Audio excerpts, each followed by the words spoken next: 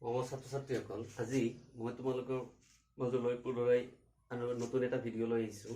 আজি মই আলোচনা কৰিম দশমমান শ্ৰেণীৰ 10 নম্বৰ লেচনৰ পোহৰ প্ৰতিফলন আৰু প্ৰতিহৰণ এই চেপ্টাৰটোৰ ৰশ্মি চিত্ৰৰ সহায়ত প্ৰতিবিম্ব কেনেদৰে গঠন হয় সেই সম্বন্ধে কিছু কথা আলোচনা কৰিম।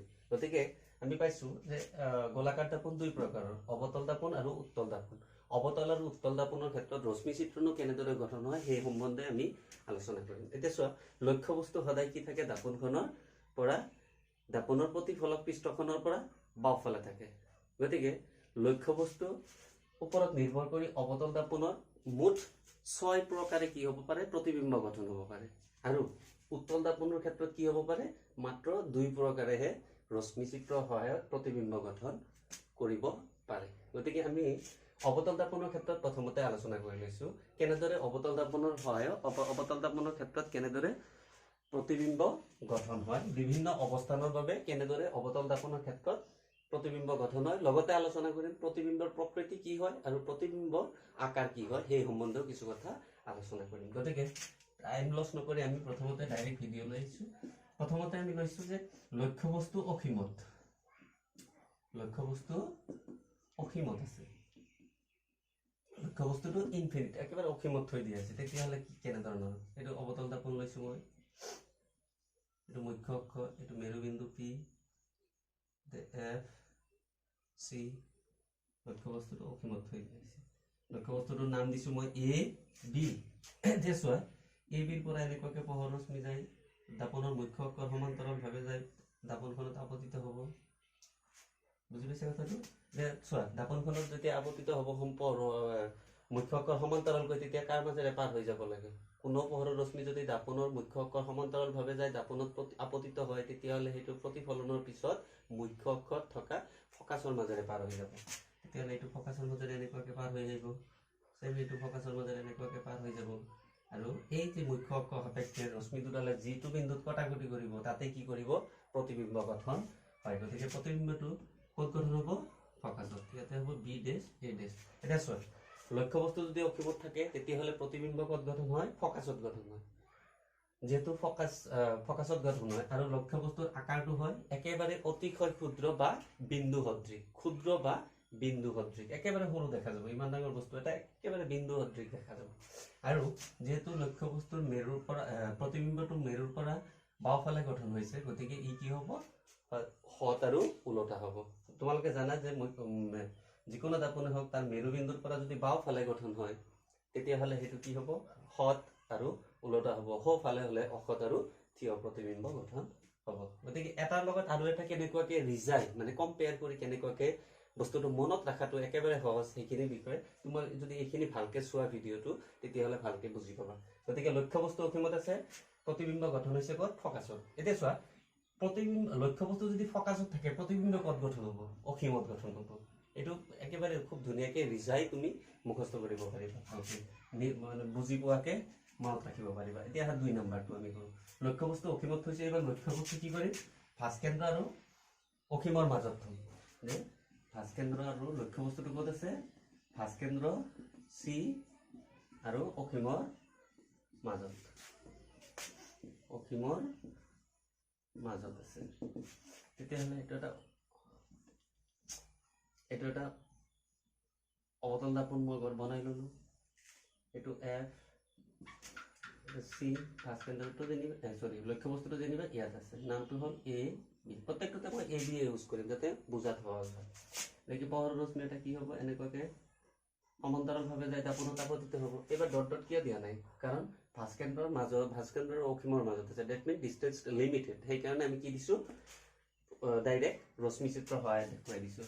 তেতিয়াহ'লে আৰু এটা ৰশ্মি কাৰ মাজেৰে, এইটো তেতিয়াহ'লে মুখ্য অক্ষৰ সমান্তৰালকৈ গ'লে কাৰ মাজেৰে পাৰ হৈ আহে? ফকাছৰ মাজেৰে পাৰ হৈ আহিব। এতিয়া আৰু এটা ৰশ্মি কাৰ মাজেৰে পাৰ হৈ যাব? ভাঁজকেন্দ্ৰৰ মাজেৰে পাৰ হৈ যাব। ভাঁজকেন্দ্ৰৰ মাজেৰে পাৰ হৈ যায়, দাপোনখনত আপতিত হ'ব। ভাঁজকেন্দ্ৰৰ মাজেৰে আপতিত হ'লে, ভাঁজকেন্দ্ৰৰ মাজেৰে যদি কোনো পোহৰ ৰশ্মি যায়, দাপোনত আপতিত হয়, তেতিয়াহ'লে প্ৰতিফলিত হোৱাৰ পিছত সেইটো কি হৈ যায়? পুনৰাই ভাঁজকেন্দ্ৰৰ মাজেৰে যায়। গতিকে এইটো অহা বাটেদি গুচি যাব। এতিয়া যি বিন্দুত কটাকটি কৰিব সেইটোৱে হ'ব কি? আমাৰ লক্ষ্যবস্তুৰ প্ৰতিবিম্ব গতিকে ইয়াতে কি হ'ব বি ডেছ এ ডেছ এতিয়া চোৱা লক্ষ্যবস্তুটো অসীমত আছিল প্ৰতিবিম্ব ফকাছত হৈছে লক্ষ্যবস্তুটো অসীম আৰু ভাস্কেন্দ্ৰৰ মাজত আছিল এবাৰ ক'ত গঠন হৈছে ভাস্কেন্দ্ৰ আৰু ফকাছৰ মাজত গঠন হৈছে গতিকে আৰু লক্ষ্যবস্তুৰ আকাৰটো কি হ'ব লক্ষ্যবস্তুৰ আকাৰটো সংকুচিত হ'ব মানে যিমান ডাঙৰ আছিল সিমান ডাঙৰ নাথাকিব তাতকৈ কিছু অলপ সৰু দেখা যাব আৰু যেহেতু মেৰুবিন্দুৰ পৰা বাওঁফালে গঠন হৈছে গতিকে ইয়াৰ প্ৰকৃতিটো হ'ব হত আৰু উলটা এতিয়া নেক্সট 3 নম্বৰটো 3 নম্বৰত লক্ষ্যবস্তুটো যদি এবাৰ ভাস্কেন্দ্ৰত থাকে লক্ষ্যবস্তু ভাস্কেন্দ্ৰত আছে ডাইৰেক্ট ভাস্কেন্দ্ৰতে অলপ আইডিয়া কৰাচোন যে ভাস্কেন্দ্ৰত যে আছে এটা চোৱা লক্ষ্যবস্তু অসীমত আছিল ভাস্কেন্দ্ৰত গঠন হৈছে ভাস্কেন্দ্ৰ আৰু অসীমৰ মাজত আছে এইবাৰ ভাস্কেন্দ্ৰ আৰু ফকাছৰ মাজত গঠন হৈছে তেতিয়াহ'লে যদি ভাস্কেন্দ্ৰতে থাকে এইটো লক্ষ্যবস্তুটো যিমান ওচৰ ফালে মেৰুৰ ওচৰ ফালে চাপি গৈ আছে প্ৰতিবিম্ব সিমানে কি হৈ আছে দূৰলৈ আহি আছে তেতিয়াহ'লে লক্ষ্যবস্তু যদি ভাস্কেন্দ্ৰত যায় তেতিয়াহ'লে প্ৰতিবিম্ব ক'ত গঠন হ'ব ভাস্কেন্দ্ৰতে গঠন হ'ব চোৱা কেনেকুৱা এইটো মুখ্য অক্ষ এইটো পি বিন্দু এইটো ফকাস এইটো সি ভাস্কেন্দ্ৰত মই বস্তুটো থৈ দিছোঁ নাম দিছোঁ এ বি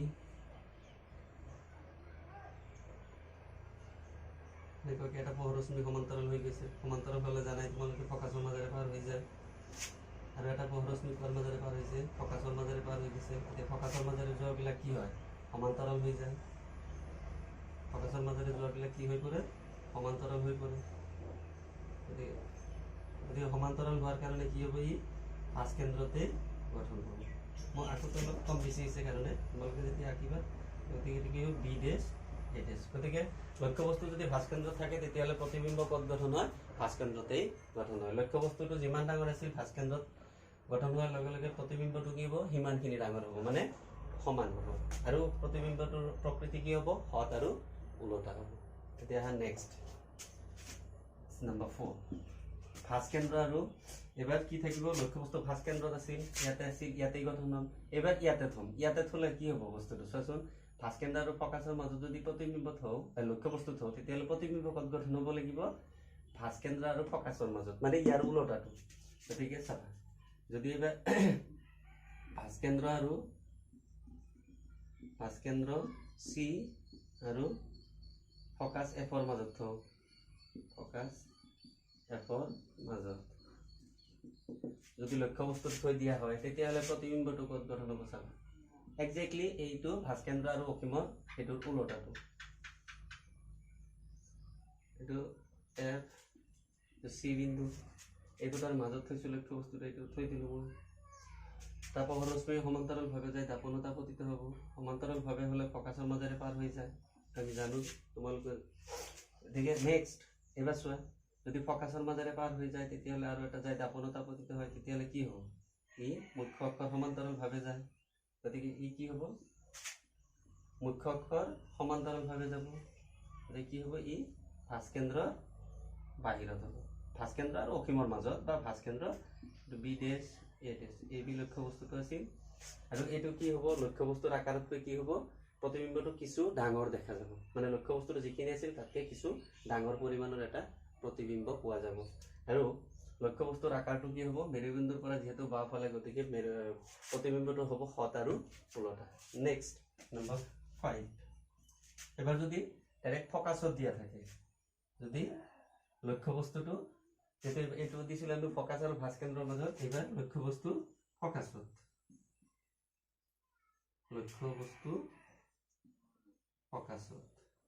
তাৰমানে এফত যদি দিয়া থাকে তেতিয়াহ'লে কি হ'ব লক্ষ্যবস্তু অসীমত আছিল ফকাছত গঠন হৈছে এবাৰ ফকাছত আছে গতিকে অসীমত গঠন হ'ব চিম্পল একেবাৰে এটাৰ লগত যদি ভালকৈ তুমি মনত ৰাখিব পাৰা বা বুজি ল'ব পাৰা তেতিয়াহ'লে নেক্সট আৰু এটা ভালকৈ নিজে বুজি পাবা নেক্সট এইটো পি বিন্দু এইটো এফ এইটো চি ইয়াতে যেনিবা বস্তুটো ফকাছতে আছে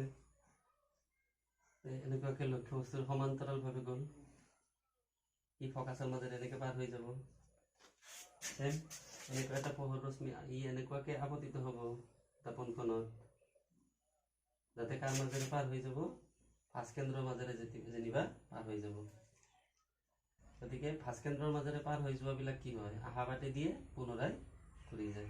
গতিকে এই দুটা ৰেখা যিহেতু সমান্তৰাল হৈ আছে, সমান্তৰাল ৰেখা সদায় কি বুজায় অসীম ডাইৰেকশ্যন বুজায়, অসীমলৈ বুজায়। তাৰমানে এই লক্ষ্য বস্তুটো এ বি লক্ষ্য বস্তুটোৰ প্ৰতিবিম্বটো ক'ত গঠন হ'ব অসীমত গঠন হ'ব।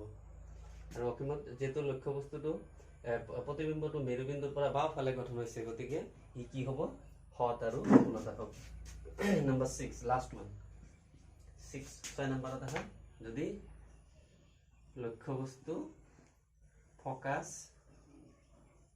এফ আৰু লক্ষ্য বস্তু ফকাস এফ আৰু মেৰুৰ মাজত থাকে,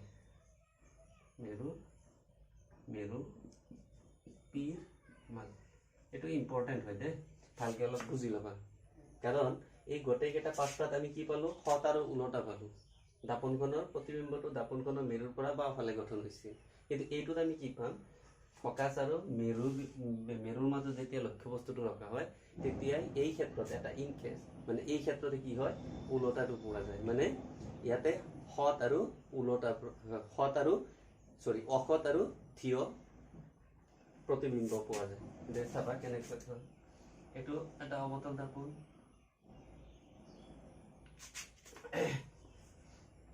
এইটো যেনিবা মুখ্য অক্ষ, এইটো পি এফ চি, ইয়াতে এটা লক্ষ্য বস্তু ৰাখিছো মই। লক্ষ্য বস্তুটো এনেকুৱাকে সমান্তৰালভাৱে গ'ল, যোৱাৰ পাছতে কি হ'ব এনেকুৱাকে মুখ্য অক্ষৰ মাজেৰে মুখ্য ফকাসৰ মাজেৰে পাৰ হৈ যাব। ইয়াৰ পৰা এনেকুৱা এটা পোহৰ ৰশ্মি এনেকুৱাকে ই দাপনখনৰ পৰা প্ৰতিফলিত হ'ব, যাতে কাৰ মাজেৰে পাৰ হৈ যায় ভাস্কেন্দ্ৰৰ মাজেৰে পাৰ হৈ যায়। নহ'লে আৰু বেলেগ উপায় নাই নহয়, ইয়াতে ভাস্কেন্দ্ৰ নাই, গতিকে ভাস্কেন্দ্ৰ ইফালে আছে, ভাস্কেন্দ্ৰৰ মাজেৰে দেখুৱাব লাগিব। গতিকে ভাস্কেন্দ্ৰৰ মাজেৰে যিটো বাটেৰে পোহৰ যাব সেইটো বাটেৰে গুচি আহিব, পোহৰখিনি এনেকুৱাকে গুচি আহিব। চোৱা এই পোহৰৰ ৰশ্মি দুটাই কি নহ'ব কেতিয়াও কটাকটি নকৰিব আগলৈ। গতিকে যদি আগলৈ কটাকটি নকৰে তেতিয়াহ'লে প্ৰতিবিম্ব গঠন নহয়। গতিকে এইটোক আমি কি কৰিব লাগিব ভাৰ্চুৱেলি এনেকুৱাকে পিছলৈ বঢ়াই দিব লাগিব, যেনিবা পিছৰ কোনোবা এটা বিন্দুৰ পৰা অহা যেন দেখিব লাগিব, এই বিন্দুটোৰ পৰা। তেতিয়াহ'লে আমি যদি মুখ্য অক্ষটোক পিছফালে ভাৰ্চুৱেলি বঢ়াই দিওঁ তেতিয়াহ'লে এই বিন্দুটোত আমি কি দেখা পাম এ বি লক্ষ্য বস্তুটোৰ এটা প্ৰতিবিম্ব দেখা পাম। লক্ষ্য বস্তুটো আছিল কি এ বি হিচাপত যেনেকুৱা আছিল তেনেকুৱা থিয় প্ৰতিবিম্বই গঠন কৰিছে, কিন্তু ক'ত মেৰুবিন্দুৰ পৰা সোঁফালে।